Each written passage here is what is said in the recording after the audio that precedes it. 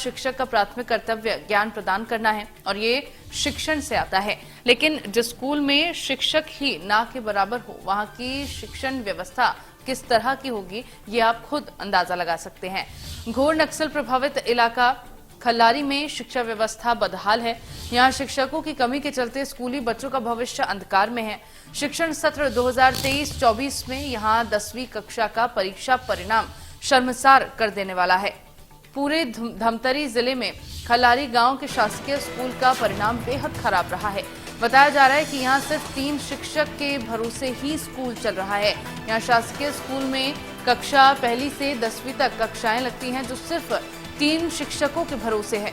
School में इसका खासा असर पड़ रहा है, यानी कि 1 से लेकर 10वीं कक्षा तक केवल 3 ही शिक्षक हैं, जो 1 से लेकर 10वीं कक्षा के हर एक क्लास के बच्चे को देख रहे हैं। 1 को भी वही 3 शिक्षक पढ़ा रहे हैं, दूसरी कक्षा को भी वही 3 शिक्षक पढ़ा रहे हैं और 10वीं कक्षा को भी वही 3 शिक्षक ही पढ़ा रहे हैं। इन्हीं 3 शिक्षकों के भरोसे ये स्कूल चल रहा है।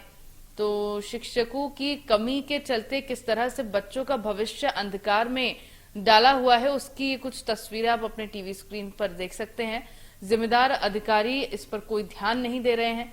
लगातार लंबे समय से स्कूल में शिक्षकों की कमी देखी जा रही है और ये भी देखा जा रहा है कि यहाँ पर बच्चे पढ़ने आते हैं, लेकिन जो जरूरी शिक्षा है, जो जरूरी चीजें हैं, जो जरूरी सुविधाएं हैं, उनको मिलनी चाहिए शिक्षकों की ओर से, वो उन्हें नहीं मिल पा रहे, क्योंकि 3 शिक्षक हैं पढ़ाने वाले और 3 शिक्षक कितने बच्चे पढ़ाएंगे, कितने बच्चे देखेंगे, उसका भी आप खुद अंदाजा लगा सकते हैं। लेकिन प्रशासन और अधिकारियों की ओर से इस पर कोई ध्यान नहीं है।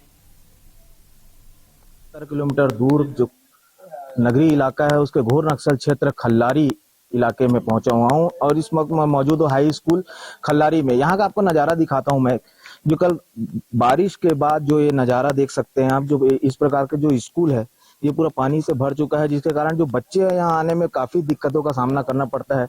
जिसके बाद यहाँ जो घोर नक्सल इलाका बताया जाता है इसको, और घोर नक्सल होने के कारण यहाँ जो बच्चे हैं आने के लिए काफी कतराते हैं। हमारे साथ इस वक्त मौजूद है यहाँ के जो टीचर, उनसे कुछ चर्चा करने की कोशिश करते हैं कि आखिर यहाँ किस प्रकार से सर क्या दिक्कत है, यहाँ क्यों बच्चे आने के लिए कतराते हैं। आपके माध्यम से मैं बताना चाहूंगा कि यहाँ के जो बच्चे हैं 9 से 10 किलोमीटर 15 किलोमीटर दूर से दूर दराज से आते हैं और ये घोर नक्सल प्रभावित क्षेत्र है। और आज भी यहाँ की जो सड़कें हैं बहुत ही बिगड़ी हुई है, और चूंकि यहाँ पे जो बच्चे आते हैं वो बहुत सारे नाले हैं, 2-3 नाला 4 नाला को ऐसे पार करके आते हैं। यही वजह है कि बच्चे भी सही समय में ही नहीं पहुंच पाते हैं और कई बार तो गिरते हुए बच्चे आते हैं और हम लोग भी कई बार गिरते हुए आए हैं। कई बार तो ऐसा देखने को आता है कि बच्चे उस पूरे मतलब कीचड़ में सने हुए आते हैं, तो बच्चे भी बैठाते हैं उनको भी, क्योंकि एक दिन एक कक्षा उनके लिए महत्वपूर्ण होती है।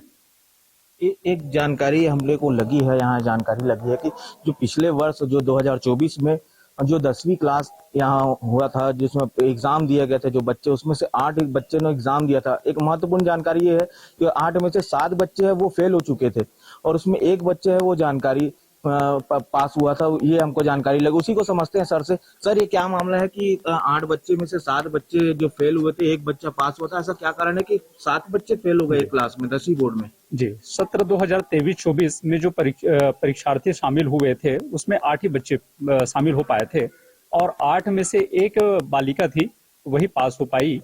क्योंकि इनका जो आधार स्तंभ है, कहना चाहिए जिस हिसाब से उच्च स्तर में उच्च कक्षाएं में होने चाहिए वैसा नहीं है, और यही कारण है कि पिछले कक्षाओं में उनका जो आधार स्तंभ बहुत बिगड़े हुई थी। क्योंकि बच्चे जब हमारे हाई स्कूल में आते हैं तो हम कम से कम 1.5 से 2 माह उसके जो आधार स्तंभ है उसको मजबूत करने में हम लग जाते हैं। फिर भी बच्चे की जो मानसिक विकास है वो कहीं अवरुद्ध हो चुका है, और ये जो स्तर होता है बच्चे का वर्ष स्तर जो होता है तो उस स्तर में नहीं कर पाते, और कितना भी आप चाह करके भी अध्यापन शैली करा लो फिर वो बच्चे नहीं कर पाते। वो बच्चा कौन सी क्लास में पढ़ते थे? 10वीं। यस। पिछले साल किस में फेल हो गए थे?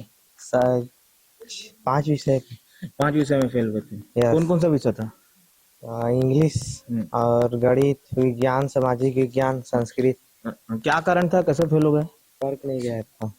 अच्छा, तो यहाँ क्या चीज की कमी है जिसके ऊपर पढ़ाई नहीं हो रही है? टीचर कम है। अच्छा, अभी कितने टीचर हैं यहाँ? 3 टीचर। तो अभी पढ़ाई हो रही है? यस, थोड़ी थोड़ी हो रही है। अच्छा, जैसे होना चाहिए वैसा नहीं हो रहा है? यस, अच्छा, बताओ। टीचर की मांग है। अच्छा, मांग करते हैं। यस। तो देखा आपने कि किस प्रकार से यहाँ जो व्यवस्था है वो किसी प्रकार की नहीं है, लेकिन बच्चे उसके बाद भी पढ़ना चाह रहे हैं, लेकिन वो पढ़ने के बाद भी वो फेल हो रहे हैं, और जो नहीं पढ़ पा रहे वो भी फेल हो रहा है। इस वक्त मैं मौजूद है नक्सल क्षेत्र इलाके से। संदेश गुप्ता, इंडिया न्यूज, खल्ला। और खबर पर ज्यादा जानकारी के लिए मेरे साथ संदेश गुप्ता, संवाददाता धमतरी से जुड़ गए हैं। संदेश, फिलहाल क्या हालात स्कूल के बने हुए हैं, क्योंकि 3 शिक्षकों के भरोसे तो ये स्कूल चल रहा है, बच्चों का भविष्य पूरी तरह से अंधकार में डाला हुआ है। कितने बच्चे लगभग इस स्कूल में पढ़ते होंगे और फिलहाल क्या हालात हैं अभी? देखिए, ये धमतरी से 100 किलोमीटर दूर नक्सल क्षेत्र इलाका है जिसको खल्लारी बोलते हैं। खल्लारी गांव है, वहाँ पर लगभग 35 से 40 बच्चे पढ़ते हैं, लेकिन शिक्षक है सिर्फ 3। उसमें से भी जो 2 शिक्षक है आज वहाँ से नदारद रहते हैं, जिसके कारण वहाँ के जो बच्चे हैं वो पढ़ाई नहीं कर पाते। फिलहाल इस मामले में जब हमने वहाँ के विधायक और जनप्रतिनिधियों से बात की तो उन्होंने कहा इस मामले का संज्ञान लेंगे और इसकी व्यवस्था की जाएगी। लेकिन सबसे महत्वपूर्ण बात यह है कि नगरी से खल्लारी तक कम से कम 20 किलोमीटर ऐसा रास्ता है कि जहाँ चलना भी मुश्किल हो जाता है।